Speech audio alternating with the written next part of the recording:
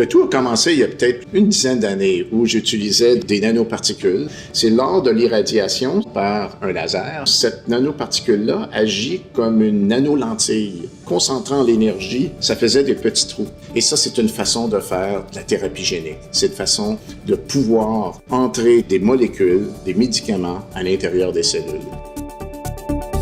Donc, la suite de ce projet-là que j'ai pensé, c'est que qu'est-ce que je peux faire au niveau des maladies?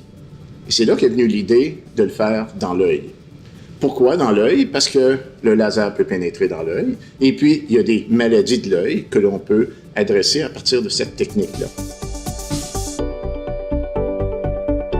C'est une technique qui est non virale. C'est une technique qui permet de faire une livraison de médicaments sans utiliser des virus, ce que les biologistes utilisent.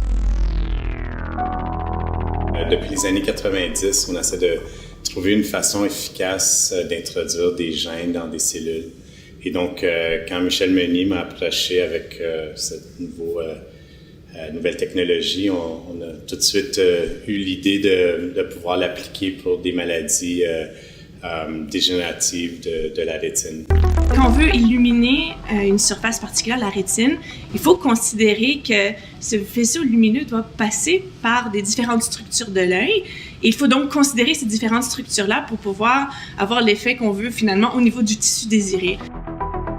Ce qui a été le plus stimulant, mais en même temps effrayant, je vous dirais, c'est le saut qu'on a fait lorsqu'on a passé du ex vivo au in vivo. L'avantage par laser versus le mode classique par virus, c'est en fait, il y a deux bénéfices principaux.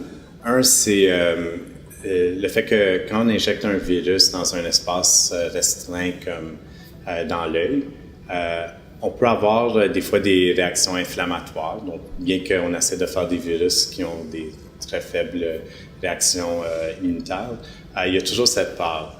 Et d'autre part, le patient ne veut pas toujours recevoir un virus dans les yeux. Donc, il y a toute cette barrière psychologique de se faire injecter un virus dans le corps. Michel savait comment diriger une équipe. C'était un rêve de pouvoir découvrir tant de volets nouveaux, fascinants, intéressants, comme on avait vraiment l'impression de participer, je crois, à un projet qui est vraiment multidisciplinaire, pluridisciplinaire. Donc, vraiment de pouvoir ouvrir un dialogue beaucoup plus enrichissant, je crois.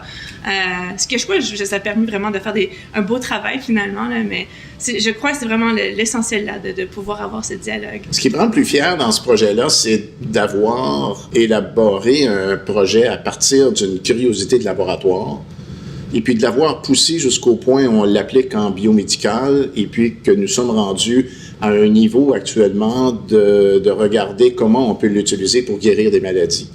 Et puis je pense que ça me rend très fier d'avoir fait toutes ces étapes-là sur à peu près une dizaine d'années, je dois dire. On a beaucoup de développement à faire, mais c'est un projet qui est vraiment passionnant.